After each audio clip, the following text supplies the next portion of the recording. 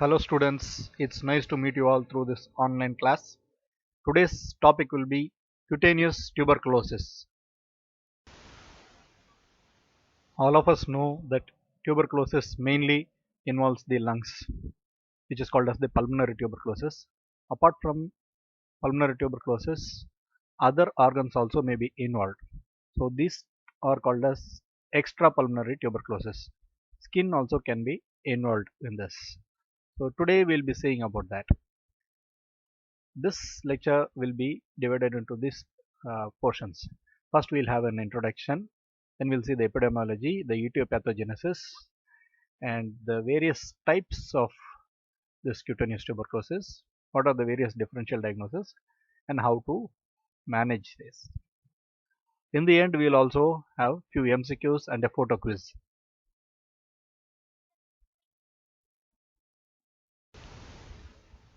Tuberculosis is perhaps as old as mankind. The causative agent of tuberculosis, Mycobacterium tuberculosis, was discovered in the year 1882 by Robert Koch. The intradermal skin test was developed almost 100 years back by Charles Mantoux. That's why we still call this as the Mantoux test. And a tuberculosis vaccine, that is the BCG vaccine, has been in use since 1928, and we are also using chemotherapy for the treatment of tuberculosis since the year 1963. Even with all these advancements, we have a test, we have vaccine, we have treatment, but still tuberculosis looms large as a global health emergency. It is the second most common infectious cause of death, next only to HIV and AIDS worldwide. And pulmonary tuberculosis remains to be the most common form of tuberculosis. Extrapulmonary tuberculosis can involve sites such as lymph nodes, bone, skin, abdomen, and pelvis. And this extrapulmonary tuberculosis is on a steady rise, which is worrisome. Cutaneous tuberculosis has a worldwide distribution, and its incidence parallels that of pulmonary tuberculosis. In India, in the 1950s and 1960s, cutaneous tuberculosis affected almost 2% of all skin outpatients, and by the year 1980, this had fallen to 0.1%. This decline in the incidence may be attributed to the availability of effective anti-tubercular drugs, elimination of milk herds, and general improvement in the living standards. The incidence of different forms of cutaneous tuberculosis varies globally. In India, scrophaloderma is the most frequently found form of tuberculosis in the childhood. That is, I'm talking about cutaneous tuberculosis. Whereas lupus vulgaris is the commonest form of cutaneous tuberculosis in adults. Recently, tuberculosis irradiation, tuberculosis, especially lichen scroflozorum, has emerged as the commonest variant in many regions, including India. Recently, in the milieu of HIV pandemic, tuberculosis has emerged as a global health concern. Consequently, there has been a resurgence of cutaneous tuberculosis as well. This phenomenon is further fueled by the emergence of resistant strains of Mycobacterium tuberculosis, increasing use of immunosuppressive therapy, the ease of global travel, and migration of population, aggravated by poverty and malnutrition in the developing countries.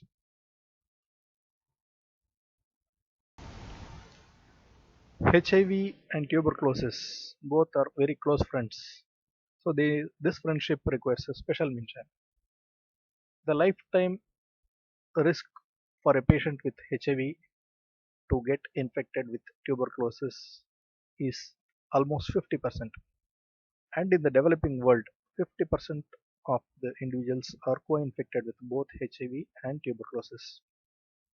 All over the world 40 lakhs people are co-infected with these infections, and among them 5% develop disseminated infection, which is the main cause of death in these individuals. Taking cognizance of this, our National AIDS Control Organization has devised the following. to decrease the tuberculosis in HIV.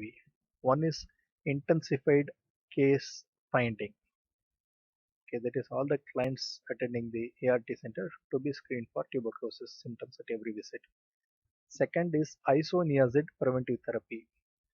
All of you know isoniazid is a bactericidal drug and it protects both against latent TB and active disease. And this isoniazid is being given for people who are having HIV infection. The third is infection control for prevention of tuberculosis in HIV care settings.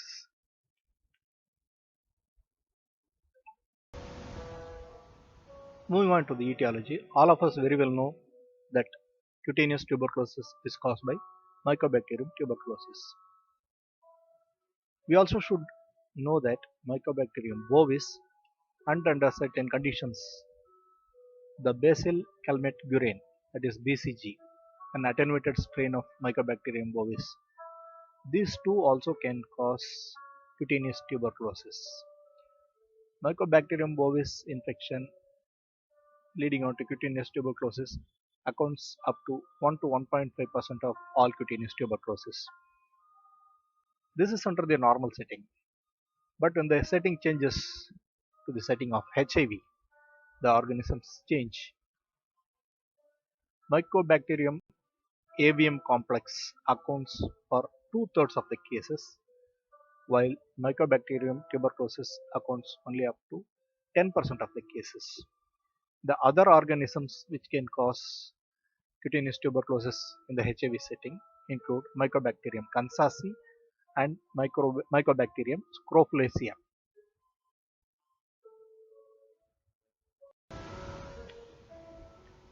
Tuberculosis spreads via droplets of saliva amongst household contacts. In addition, transmission can occur by inhalation, ingestion, and even inoculation. Once the mycobacteria have invaded the host, they may multiply and lead to progressive disease, or their multiplication is just checked or completely arrested. The balance between the bacterial multiplication and destruction is determined by the ability of the host to control such an infection. Depending on the host response, Mycobacterium tuberculosis may become dormant in the host tissue. These dormant bacilli are resistant to anti-tuberculous drugs, and under suitable circumstances, they may lead to the reactivation of the latent disease. As all of us know, this organism does not possess any known endotoxin, and the tissue destruction is mediated by the host immune response. The skin manifestations depend on the sensitization status of the patient, which means whether it is the primary infection or the patient has already got the infection, the cellular immunity status of the patient, and the route of infection.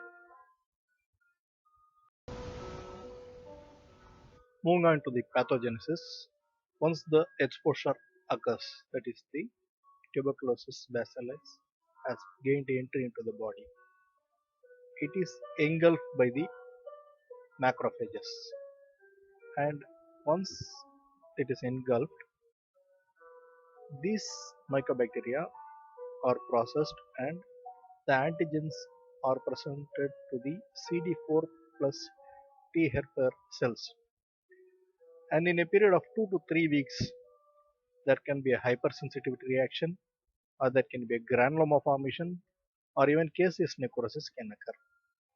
This can lead to the disease being arrested by the immunity, or as I mentioned before, the infection can become dormant or latent, or in 5 to 10% of the individuals the disease can progress. Now let's have a look at the various predisposing factors. As I mentioned before, HIV pandemic has led to the resurgence of tuberculosis and drug resistant strains of tuberculosis. That is one of the main predisposing factors.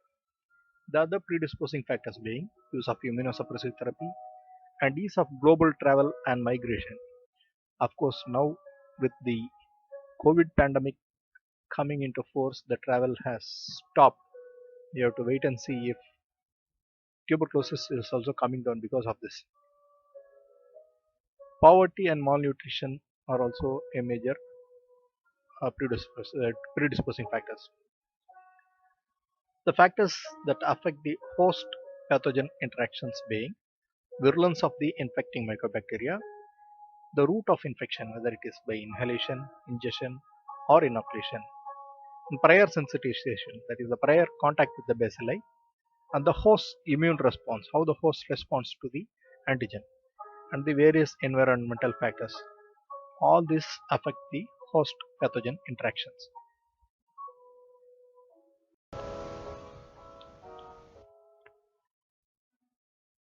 The infection may be exogenous, endogenous, or through autoinoculation. When the primary infection of skin occurs through an exogenous route, a non-immune host develops tuberculous chancre, while an immune host develops tuberculosis verrucosa cutis. Endogenous spread of mycobacteria may occur by contiguous involvement of the skin overlying a deeper structure, commonly a lymph node, bone, or a joint, or even epididymis affected with tuberculosis. This results in scrofulloderma.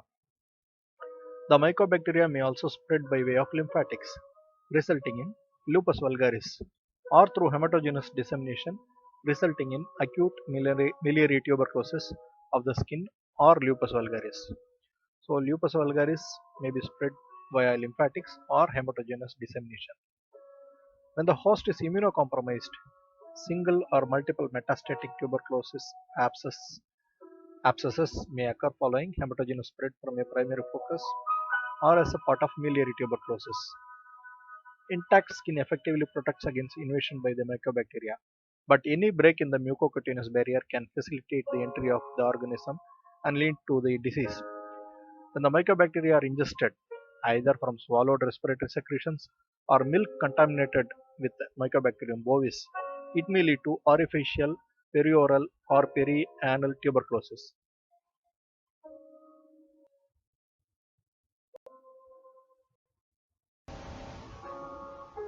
Tuberculosis presents itself in a variety of forms on the skin, ranging from plaques, ulcers, verrucous lesions, nodules, papillomatous tumors, vegetative reactions, and cicatricial infiltrates.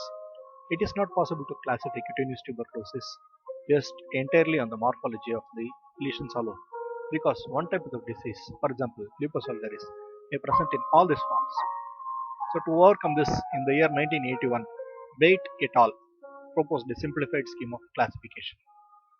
This scheme uses the mode of spread of tuberculosis, mode of infection, that is, they classify it into exogenous cutaneous tuberculosis, endogenous cutaneous tuberculosis, hematogenous tuberculosis, and tuberculids, which are also called as eruptive tuberculosis. So first let us see about exogenous cutaneous tuberculosis. It can also be called as inoculation tuberculosis because the mode of transmission here is inoculation. This type includes tuberculous chancre and also tuberculosis verrucosa cutis (TBVC), also known as warty tuberculosis. Second is the endogenous cutaneous tuberculosis. This can be spread by contiguity or by autoinoculation. The forms in this type of tuberculosis are scrofulloderma, orificial tuberculosis, and some cases of lupus vulgaris.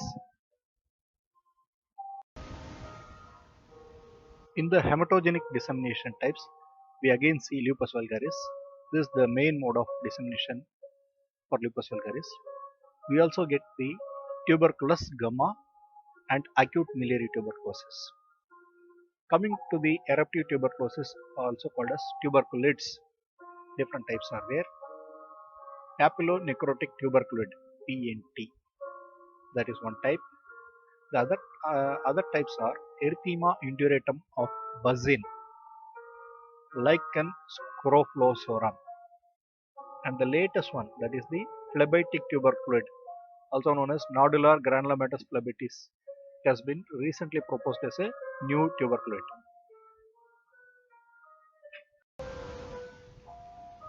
First, let's see about tuberculous chancre, which is a primary inoculation tuberculosis. It can also be called as the tuberculous primary complex.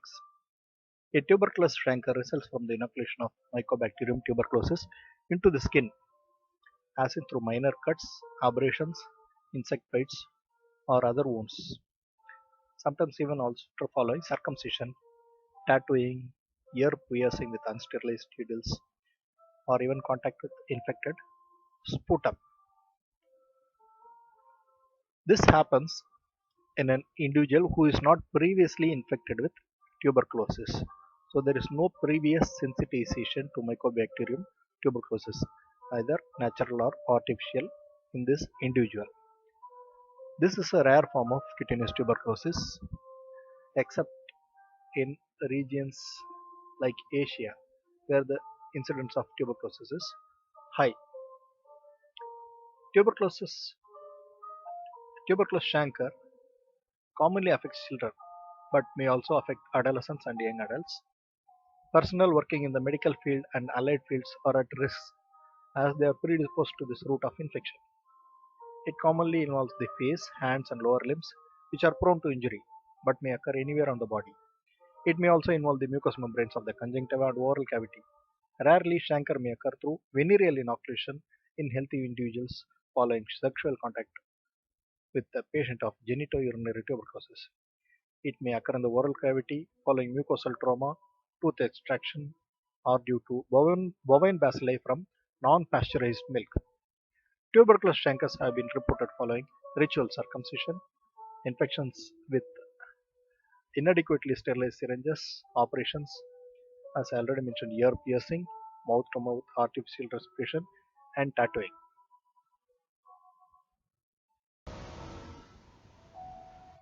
The skin lesion appears 2 to 4 weeks after inoculation, later also involving the regional lymph nodes. Initially, the lesion begins as a small papule, scab, nodule, or a wound with little tendency to heal. Gradually, it forms a painless ulcer, which may enlarge. The ulcer is shallow with granular or hemorrhagic base, studded with miliary abscesses, or covered by necrotic tissue. Its edges are ragged and undermined. As the lesion grows older, it becomes more indurated with thick adherent crusts. It may be easily confused with ecthyma or furuncle, but unlike these, it is persistent. About 3 to 8 weeks after the infection, regional lymphadenopathy occurs. This is painless. The tuberculous chancre and the affected regional lymph node constitute tuberculous primary complex of the skin, that is analogous to the Ghon's complex in the pulmonary tuberculosis. Usually, if left untreated, the ulcer heals spontaneously in about 3 to 12 months, leaving an atrophic scar and often calcified nodes. Healing is the result of development of immunity. Occasionally, tuberculous chancre may evolve into lupus vulgaris, sometimes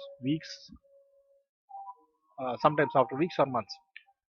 Nodes may develop into cold abscesses that break onto the skin surface and form sinuses. Rarely, miliary tuberculosis supervenes.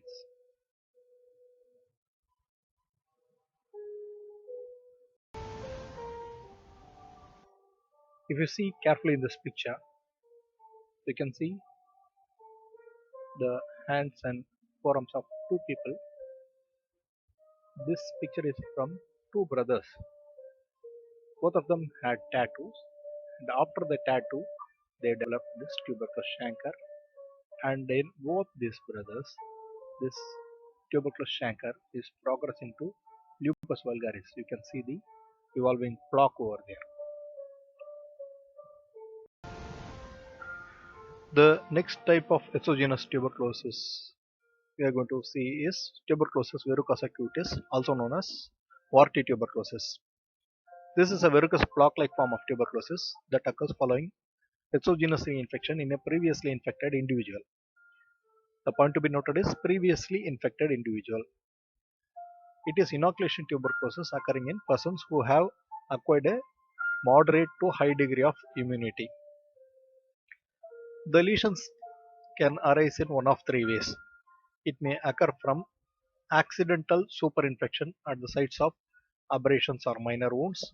Certain professional workers like physicians, veterinarians, mortuary attendants, pathologists, and anatomists performing dissections are predisposed to acquire this form of tuberculosis in this manner. That's why this type of tuberculosis is also known as the anatomist warts, anatomic tubercle, prosectus warts, Verruca necrogenica.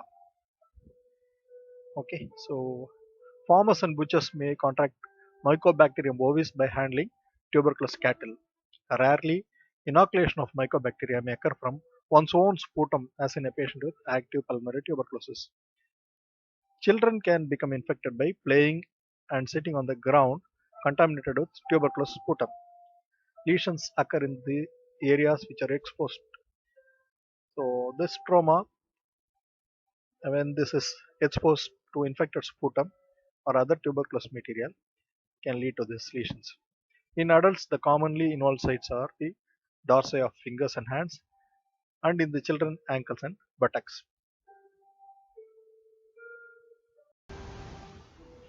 These pictures show the warty type of lesions in this tuberculosis verrucosa cutis. One lesion you can see in the palm, and the other one you can see in the sole. Okay, the lesion begins as an asymptomatic, small, solitary, indurated, warty papule or nodule with a slight inflammatory areola. It slowly enlarges and forms into a verrucous plaque. The enlargement is by peripheral extension and results into irregular edges with finger-like projections. The surface is papillomatous, horny, and fissured. The color is purplish red or brown. The plaque is generally firm in consistency, but fissured surface may have areas of softening that discharge pus. Occasionally, the lesion may be crusted. Sometimes the plaque may be psoriasiform or even keloidal. Because of the very good immunity, the regional lymph nodes are generally not involved, but may enlarge due to secondary bacterial infection. The course of the disease is variable. The lesions may be variable but are persistent, characteristically verrucous and seldom ulcerate. Over next several months, the plaque regresses spontaneously, leaving a thin atrophic scar. The lesions evolve very slowly and without treatment run a chronic course, remaining active for months or years. Spontaneous involution does occur, leading to sunken atrophic scar. One must look for active disease of other organs such as tuberculosis of the bones, lymph nodes, or lungs, which may coexist with this tuberculosis verrucosa cutis. When you biopsy these lesions, you will find pseudoepitheliomatous hyperplasia and some tuberculous foci. A dense inflammatory infiltrate and rarely bacilli you will find. Bacilli is not common. Epithelioid and giant cells are found in the mid portion of the dermis and beneath the epidermis. Tubercles form only occasionally.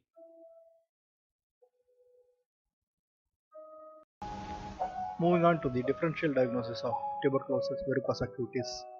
The early lesions, especially the subungual lesions and the lesions involving fingers, resemble common warts, and those on the hands resemble keratosis. The condition may resemble lupus vulgaris, but the sites are different. And lupus vulgaris shows apple jelly nodules in the periphery on diascopy. Exuberant lesions should be differentiated from blastomycosis, chromomycosis, and actinomycosis. These lesions may also mimic hypertrophic lichen planus, but lesions may be multiple or itchy in hypertrophic lichen planus. It also should be differentiated from verrucous epidermal nevus, which usually presents from an early age or since birth.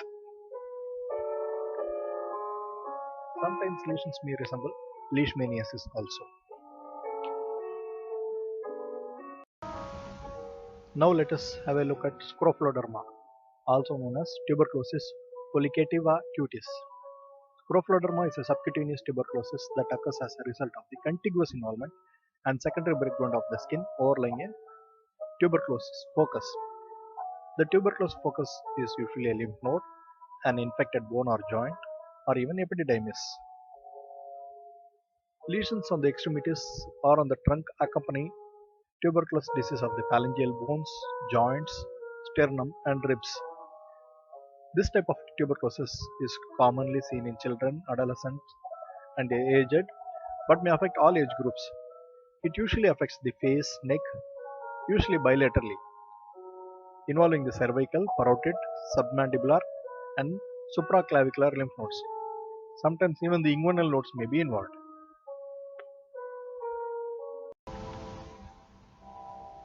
Scrophaloderma begins as a firm, deep-seated subcutaneous nodule fixed to the overlying skin. The nodule accumulates inflammatory exudate and necrotic tissue, forming a cold abscess. The suppurative nodule becomes fluctuant and breaks open on the skin, resulting in secondary ulceration and sinus tract formation and discharge of watery and purulent or caseous material. The edges of the ulcer are bluish, undermined, and inverted, and the floors are soft, uneven, and granulating. These ulcers are often arranged linearly or may be serpiginous. Over a period of several months, numerous sinus tracts and fistulae develop and may intercommunicate beneath ridges of a bluish skin. As the disease progresses, scarring occurs that produces irregular and adherent masses, which are fibrous or fluctuant and discharge. If granulation tissue is excessive, it may give rise to fungating masses. Sometimes lupus vulgaris may develop at the site of scrophaloderma or in its vicinity. This picture tells the story. Clockwise, when we see the first picture on the top left, shows a tubercular abscess overlying rib cage with impending rupture. First smear from the aspirate on acid fast staining showed numerous acid fast bacilli. The second picture shows scrophaloderma overlying cervical and supraclavicular tuberculous lymph nodes. The left bottom picture shows scrophaloderma overlying TB focus in the bone, that is the second metacarpal bone, which shows a lytic lesion on X-ray. Again, this picture shows a young girl with scrophaloderma with underlying tuberculous focus in the cervical lymph nodes. Okay, if we do a biopsy from these lesions? The lesions will show massive necrosis and abscess formation in the center. The periphery of the abscesses or margins of the sinus tracts contain tuberculoid granulomas and true tubercles. Sometimes even Mycobacterium tuberculosis may also be found as acid fast bacilli in the histopathology sections. Scrophaloderma runs a very protracted course. Healing may occur but takes a long time. Usually it tends to heal spontaneously over months and years. It may be years before the inflammatory and ulcerative lesions are completely replaced by puckered scars. The scar tracts characteristically bridge the ulcerative areas or even areas of normal skin. The characteristic scar suggests the diagnosis even in the absence of an active disease. The patient shows marked tuberculin sensitivity. So these scars also may be called as the cerebriform or bridging scars. The underlying focus of TB in bone joint may reveal osteolytic lesions in the bone.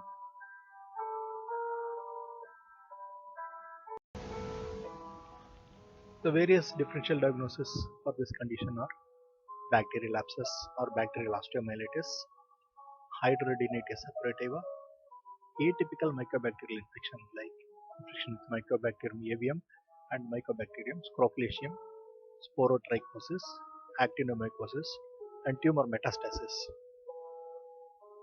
Sometimes we might even need to differentiate it from lymphogranuloma venereum, which is an STD which can involve the lymph nodes. Similarly, syphilitic mass, other deep mycosis can also be differential diagnosis for this condition. The diagnosis is easy if there is an underlying tuberculous process involving lymph node, bone or joint. The diagnosis is confirmed by bacterial culture. Next, we will see a rare form of cutaneous tuberculosis. This is called as orifacial tuberculosis, also known as tuberculosis cutis orifacialis or acute tuberculous ulcer. This is a rare form of tuberculosis of the mucous membranes and the skin adjoining the orifices. This occurs following autoinoculation of the mycobacteria around the mucocutaneous junctions in patients with progressive internal tuberculosis. It occurs in those with advanced pulmonary, intestinal, or rarely genitourinary tuberculosis. The infection occurs when the mycobacteria shed from these foci or inoculated into the mucous membranes of the orifices, usually after trauma. The disease usually affects severely ill patients with advanced tuberculosis of the internal organs and whose cell-mediated immunity is impaired. In patients with pulmonary tuberculosis, the lesions commonly occur in mouth, particularly on the tip and the lateral margins of the tongue. The soft and the hard palate may also be involved. Very advanced cases of ulcerative tuberculosis of the pharynx and the larynx may give rise to lesions on the lips. Patients with intestinal tuberculosis develop lesions on the external genitalia and on and around the anus. Female patients with active genitourinary tuberculosis develop lesions on the vulva. The lesions begin as a single or multiple small edematous yellowish or reddish nodules on the mucosa. The nodules break down to form shallow, circular, or irregular punched out ulcers. The ulcer is soft in consistency with undermined bluish edges and may be covered with thin crust. Its floor is covered by pseudomembranous material and often with yellowish tubercles and eroded vessels. The mucosa surrounding the ulcer may also be inflamed and edematous. The ulcers are painful, persistent, do not heal spontaneously, and resist treatment unless the internal tuberculosis is effectively treated.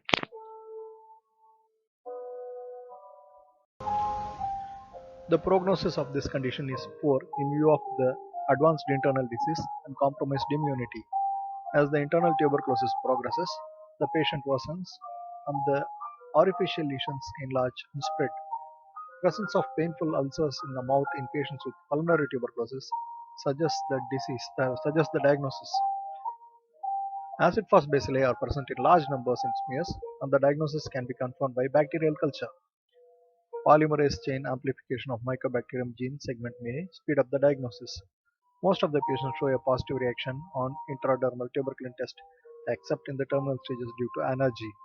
The condition has to be differentiated from syphilitic ulcers, aphthous ulcers, and carcinoma.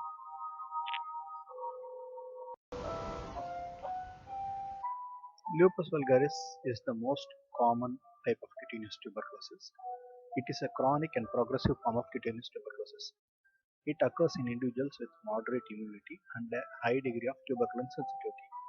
Sometimes it is associated with tuberculous lymphadenitis, pulmonary tuberculosis, or tuberculosis of the bones and joints.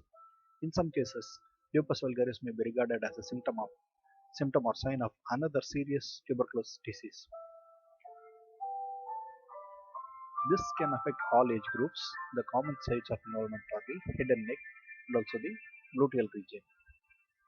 The infection is acquired either by lymphatic spread or hematogenous spread or direct contiguous extension from a tuberculous focus, or it can be seen at the site of inoculation.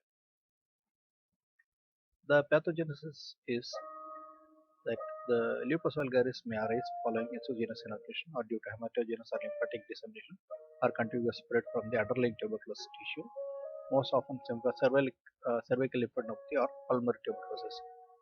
Rarely, lupus vulgaris follows primary tuberculosis inoculation, that is tuberculous chancre, BCG vaccination, or it may also arise in the scar of scrophaloderma. Now we'll have a look at the clinical features of lupus vulgaris.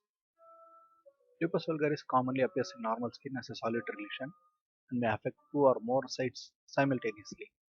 Patients with active tuberculosis may develop multiple foci. In Indian population, the disease frequently affects the buttocks and trunk and less commonly the face, whereas in Europe it commonly involves the head, neck and face, particularly nose and cheek.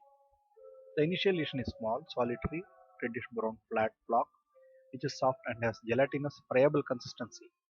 On diascopy, that is pressing with a glass slide, the infiltrate is seen to be of apple jelly color. A few surrounding nodules may appear and later coalesce to form a plaque. The patient is usually asymptomatic. Early lesion is small and ill-defined with a smooth surface or covered by a scale. As the disease progresses, the lesion gradually becomes elevated, infiltrated, and grows deep brown in color. It slowly extends at the periphery and may become discoid. As the lesion grows, it may involute in one area and expand in another, resulting in gyrate blocks. This gives a clue to the disease. The disease runs a chronic course marked by ulceration and characteristic thin superficial scarring. So we should remember about the apple jelly nodules and also the advancing age. Regional lymphadenopathy may be present. Sometimes squamous cell carcinoma may develop in the scar of the lupus vulgaris lesion. Lupus vulgaris manifests in numerous ways and represents every possible variant of a granulomatous process. The various clinical forms are as follows: the plaque type, the ulcerative and mutilating type, the hypertrophic type, the vegetating and tumor-like type, the atrophic and plantar type. These are the common types that can be seen. First, let us see about the plaque type. The lesions occur as flat plaques with serpiginous or polycyclic cyclic borders with a smooth surface or a psoriasiform scaly. Large plaques may be irregularly scarred with intervening areas of active tissue. The edges may thicken and become hypertrophic. Coming to the second type, which is the ulcerative and mutilating type, the lesions show scarring and ulceration. In mild cases, keratotic plugs overlie ulcers and undergo slow scarring. In severe cases, the tissue underlying the lesion may undergo progressive necrosis and is covered by crusts. When the deeper tissues and cartilage are invaded, it results in contractures, deformity, and disfigurement. The third type is the hypertrophic or tumor-like type. In this, the lesions are hypertrophic and present either as a soft tumor-like growths with a nodular surface or as epithelial hyperplasia with marked hyperkeratosis. The lesions may be accompanied by edema, lymphatic stasis, and vascular dilatation, results in gross deformity. The fourth type is vegetating and tumor-like type. In this type, the lesions show marked infiltration, ulceration, and necrosis with minimal scarring. The disease invades mucous membranes, gradually destroying the cartilage. When nasal and auricular cartilage is involved, such alteration and necrosis leads to destruction and disfigurement. The last type is the atrophic and plantar type, in which the lesions may be atrophic and sometimes the lesions can be seen on the plantar aspect of the soles.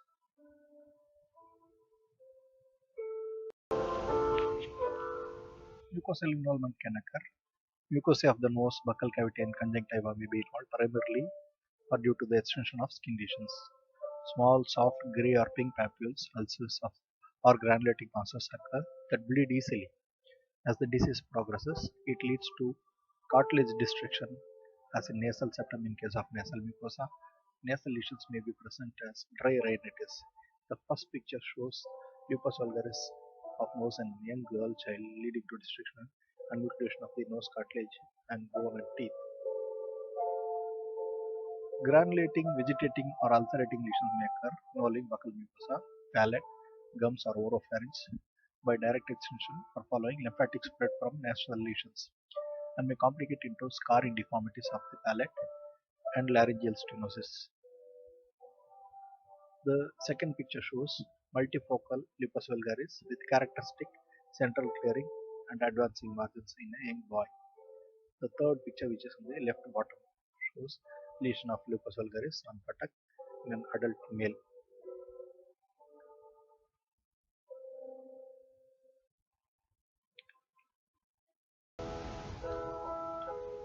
These two pictures also show the classic lesions of lupus vulgaris with central clearing and advancing margin. The lesion on the left side is on the elbow and on the right side is on the face of young boys. Typical lupus vulgaris lesions are not difficult to diagnose. The lesion should be differentiated from leprosy, psoriasis, discoid lupus erythematosus, sarcoidosis, syphilitic gumma, systemic fungal infections such as blastomycosis, leishmaniasis in its leuphoid form, vaginal granulomatosis, and also squamous cell carcinoma. Development of squamous cell carcinoma in a scar of lupus vulgaris needs to be differentiated from renewed activity of the tuberculosis process itself. Hansen's disease also has to be kept in mind. in the differential diagnosis of lupus vulgaris. The features that help to arrive at the diagnosis of lupus vulgaris are the softness of the lesions as opposed to leprosy, where the lesions are poor, the brownish red color, the slow progress. Some consider detection of apple jelly nodules on endoscopy as a pathognomonic feature of lupus vulgaris. The diagnosis can be confirmed by histologic examination and a positive culture for Mycobacterium tuberculosis. The tuberculin test is usually positive except in the early phases of lupus pseudoxanthematicus due to transient impairment of immunity. The histopathology varies according to the clinical features. The most prominent feature is the formation of typical tubercles often found in the upper dermis, but it is difficult to demonstrate bacilli. We also saw about this rare feature which is lupus pseudoxanthematicus while discussing about the differential diagnosis. I'll tell you what it is. Sometimes multiple disseminated lesions of lupus vulgaris occur involving different areas of the body simultaneously, following hematogenous spread from a latent tuberculous focus in a host with transient impairment of immunity, as in after measles. Hence the name lupus pseudoxanthematicus. The next type we are going to see will be tuberculous gamma, also known as metastatic tuberculous abscess. Tuberculous gamma occurs due to the hematogenous dissemination of mycobacteria from a primary tuberculous focus during periods of lowered resistance, giving rise to single or multiple cutaneous and subcutaneous lesions. It commonly affects malnourished children, immunodeficient and immunosuppressed hosts. It commonly involves the trunk, extremities, or the head. A tuberculous gamma manifests as a single or multiple firm subcutaneous nodule or fluctuant abscesses.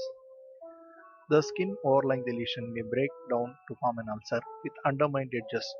Sometimes sinuses and fistulae may also form. Healing occurs by a cord-like and puckered scarring, similar to that in scrophaloderma. Tuberculous, tuberculous gammas should be differentiated from deep fungal infections, paniculitis, syphilitic gamma, and hidradenitis suppurativa. This picture of tuberculous gamma on the right arm of this male shows an abscess. If pus from this is taken and stained for acid pus bacilli, we can see acid pus bacilli. Next we will see about acute miliary tuberculosis, also known as tuberculosis cutis miliaris disseminata. Miliary tuberculosis of the skin is a rare manifestation of fulminating tuberculosis due to hematogenous dissemination of mycobacteria into the skin. It usually occurs in infants, young children, or in patients who are immunosuppressed due to coexisting infection such as HIV infection and measles. The initial focus of infection is either meningeal or pulmonary tuberculosis.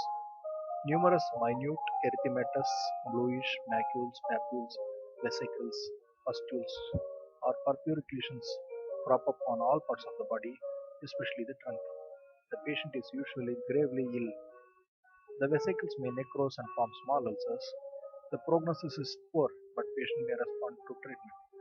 The tuberculin test is negative as the patient who is gravely ill and immunosuppressed does not react to antigens. The diagnosis is suggested by the presence of fulminating internal tuberculosis. In case the internal disease is not evident, a high index of suspicion saves the patient.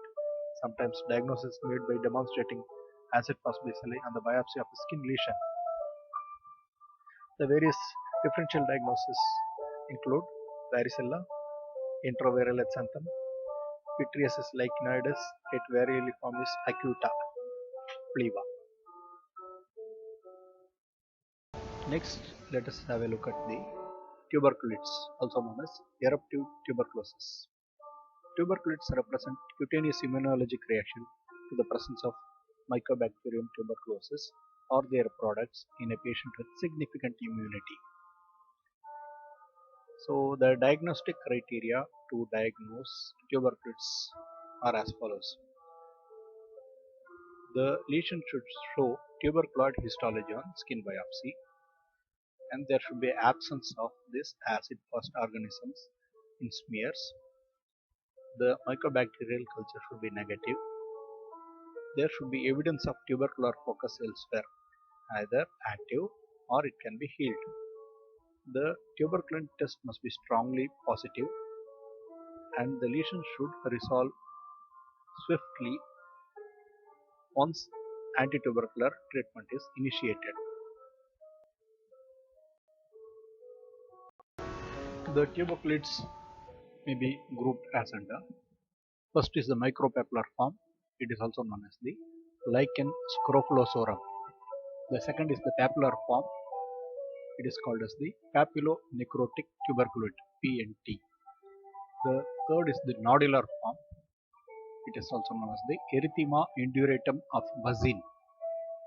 There is a recent one, the fourth form, which has been described. It is also called as the phlebitic tuberculoid, also known as nodular granulomatous phlebitis or superficial thrombophlebitic tuberculoid. This may necessitate its inclusion as the fourth member of the tuberculoid spectrum. First, let's see about lichen scrofulosaurum. This is one of the most common presentations in children. The lesions are usually asymptomatic. They are tiny, about 0.5 to 3 mm in size. They are closely grouped. They are skin colored to erythematous. The follicles may be follicular or perifollicular. Flat-topped spinous papules on the trunk, back and proximal limbs. Sometimes these lesions can be confined to the vulva and they can be called as genital tuberculin. And sometimes they can be arranged in an annular fashion also. These lesions they persist for months and undergo spontaneous involution without leaving any scars.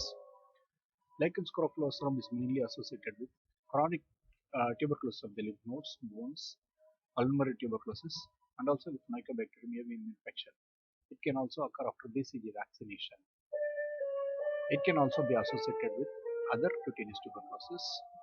Sometimes there can be intracranial and endometrial focus also. A systemic focus of TB is detected in majority of the lichen scrofulosaurum cases.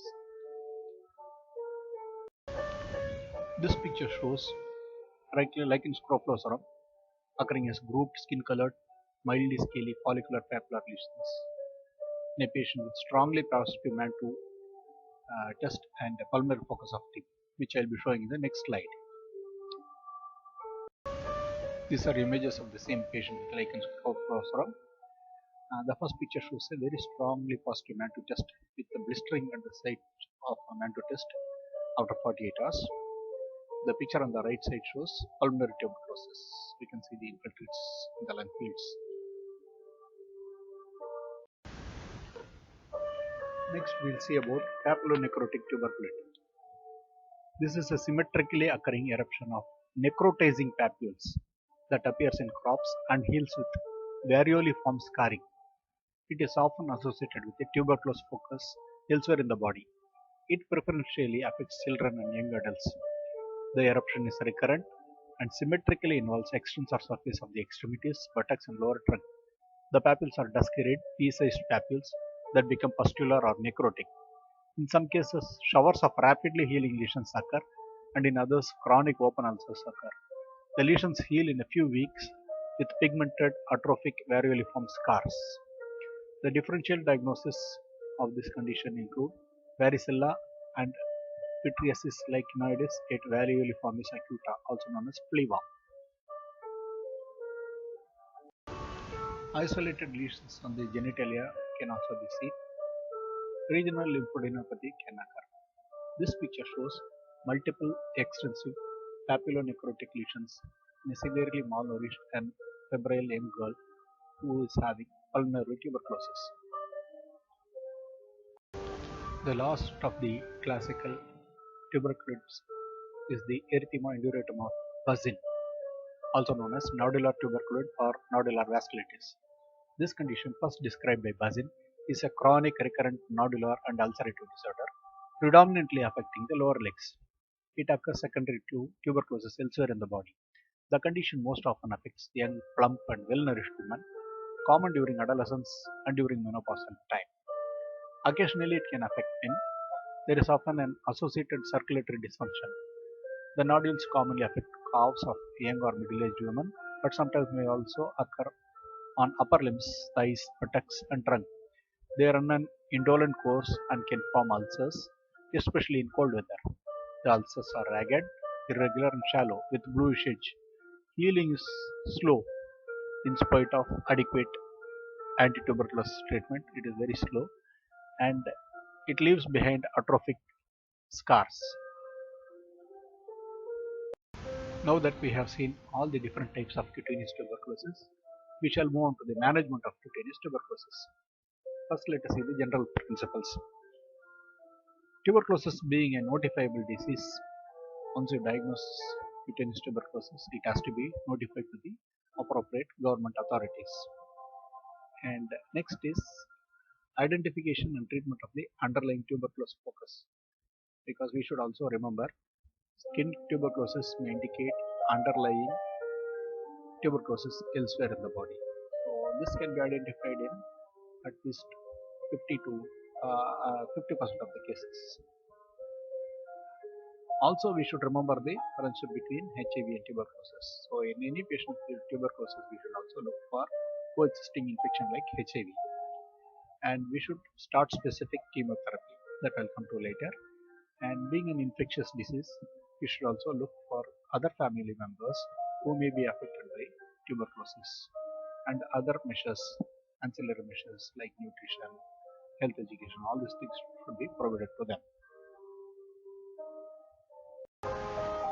Once we clinically diagnose cutaneous tuberculosis, we need to do investigations and to confirm the diagnosis, support our diagnosis, and also for the management. The following investigations are usually done. The hematological investigation include complete blood count with ESR, where we expect an elevated erythrocyte sedimentation rate, and also liver function test and renal function test must be done. MAN2 or tuberculin test must be done. Sputum must be examined for acid fast bacilli. Radiological investigation like X-ray of the chest need to be done, and radiography of the affected region. If the bone is involved, X-ray the bone, ultrasound of the abdomen, contrast CT scan of the chest needs to be done, and in some cases MRI might need to be done. So it depends on the site of involvement. The other investigation that might be needed would be fine needle aspiration cytology, probably from underlying lymph nodes, skin biopsy of the lesions, and to prove our diagnosis, sometimes we may need to do microbacterial culture using Lowenstein-Jensen medium, and also the latest technology, that is the BACTEC 460 lipid medium. Polymerase chain reaction for antigen detection can be done, and also biochemical characteristics can be analyzed. Next we will see what do we find if we do biopsy of these cutaneous lesions. As all of us know, tuberculosis is a granulomatous infection. So we will be looking for this granulomas. The hallmark is the presence of characteristic granulomas composed of epithelioid cells, lymphocytes, and Langerhans giant cells. So the fully formed tubercle consists of a focus of epithelioid cells containing a variable but usually sparse number of Langerhans giant cells, and the surrounding infiltrate of this mononuclear cells, which is lymphocytes. The center of the tubercle undergoes caseation necrosis and sometimes calcifies. Endovascular or perivascular changes in the vicinity of the tubercle become more marked as necrosis proceeds and are accompanied by a cellular reaction leading to fibrosis. In many forms of cutaneous tuberculosis, the number of bacteria in the lesions is so small that it may be difficult to find them in histological sections, whereas large numbers of bacteria can be demonstrated in the lesions of primary chancre or of acute miliary tuberculosis. By primary chancre, I mean the tuberculous chancre here. The presence of bacilli is a sign of immunological poverty in the host. Typically, or less well-developed tuberculoid granulomas occur in many conditions other than tuberculosis. So these granulomas occur based on the host immune response. So this can be well-formed granulomas with absence of caseous necrosis, as seen in lupus vulgaris and lichen scroflosorum, granulomas with caseous necrosis as seen in tuberculosis verrucosa-cutis, tubercular chancre, acute miliary tuberculosis, tuberculosis aurificialis, and papillonecrotic tuberculate. Presence of poorly formed granulomas with intense caseous necrosis as seen in scrofloderma and tuberculosis gamma. This image shows rounded structures in the dermis, both in the mid and upper dermis. These are nothing but the compact epithelioid cell granulomas. This is a low power image, so we are not able to make out any other feature. There is apparently no caseation in this. The absolute criteria for the diagnosis include positive culture from the lesion, either by the classical method using Lawrence and Jensen medium or using the BACTEC culture method. Also successful guinea pig inoculation and also identification of the mycobacterial DNA by polymerase chain reaction. Other indicators include the characteristic histopathology, positive Mantoux test, presence of active proven tuberculosis elsewhere, presence of AFB in the lesion, and clinical response to antitubercular therapy.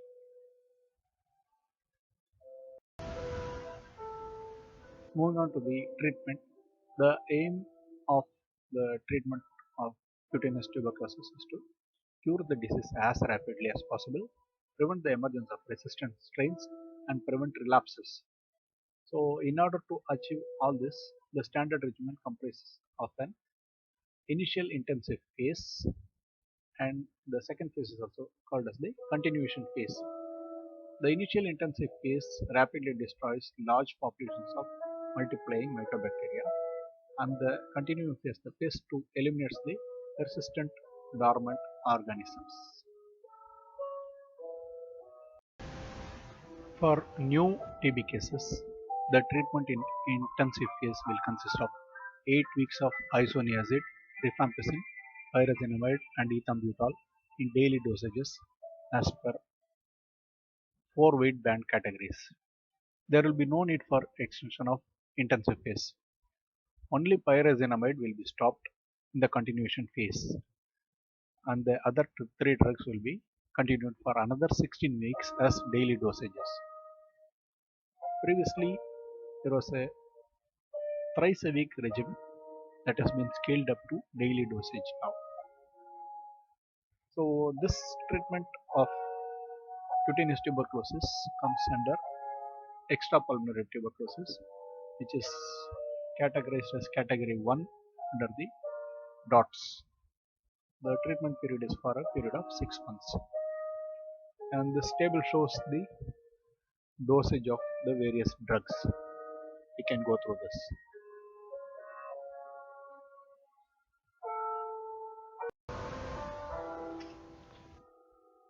Sometimes special considerations need to be given to certain patients. Some patient may require surgical intervention along with the anti-tubercular therapy, for example draining of an abscess. Sometimes even plastic surgery in case of disfigurement due to lupus vulgaris to release the contractures may be required. In the HIV positive patients, the standard regimen is effective, no need to change anything else. But the problem is, because the patient will be taking antiretroviral therapy also, there is a chance of higher drug interactions and higher infection rates also because of the immunosuppression. These days we are even seeing drug resistance in cutaneous tuberculosis.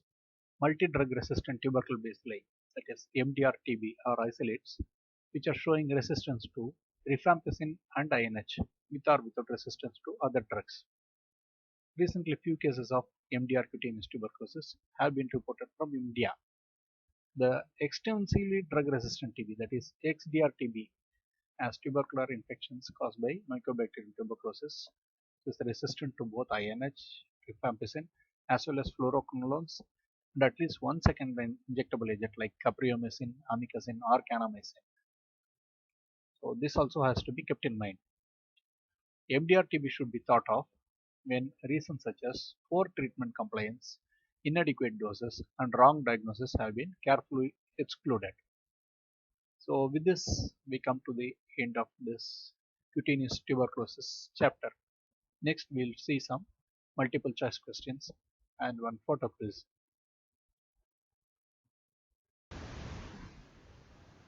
The first question is, what is the classification system used for cutaneous mycobacterial infection? Option A is Schrodinger's classification. Option B, Fredrickson's classification. Option C, Bates classification. And option D, Luxer and Zulian classification. And the answer is option C, which is Bates classification. Question 2. Which of these precludes a diagnosis of tuberculosis? Option A, positive tuberculin test. Option B, partial response to anti-tuberculous therapy. Option C, negative mycobacterial culture. And option D is past history of pulmonary tuberculosis.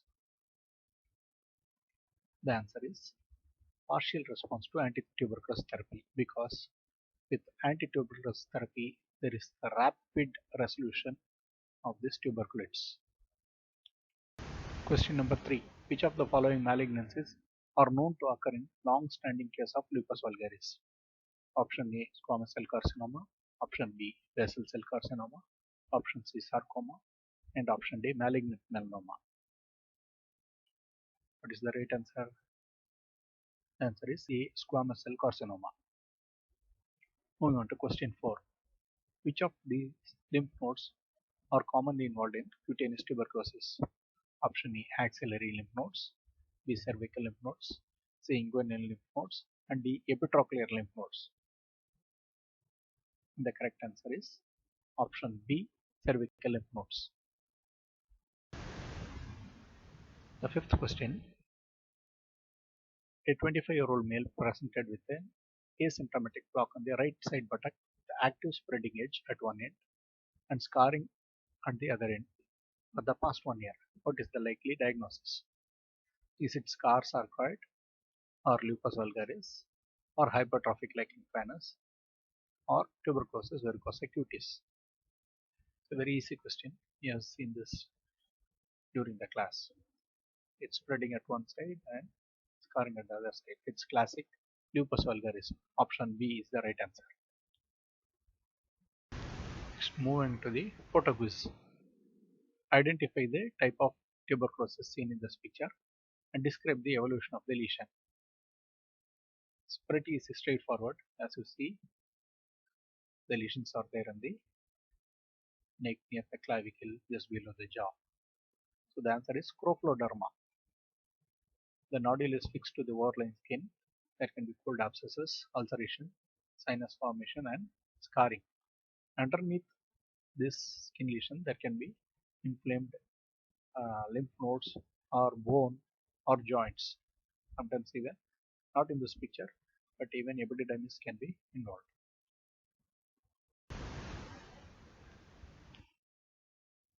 Another easy one.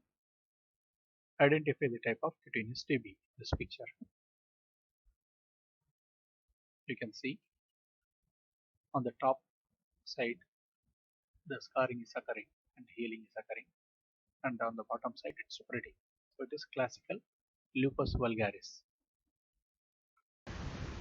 Can you identify this type of cutaneous tuberculosis? Carefully observe the lesions. We can see warty lesions that are occurring on the dorsum of the foot and ankle. What is this? This is nothing but tuberculosis verrucosa cutis. Warty tuberculosis. So with this we end today's class. Thank you all very much for attentive listening. Thank you for your patient listening.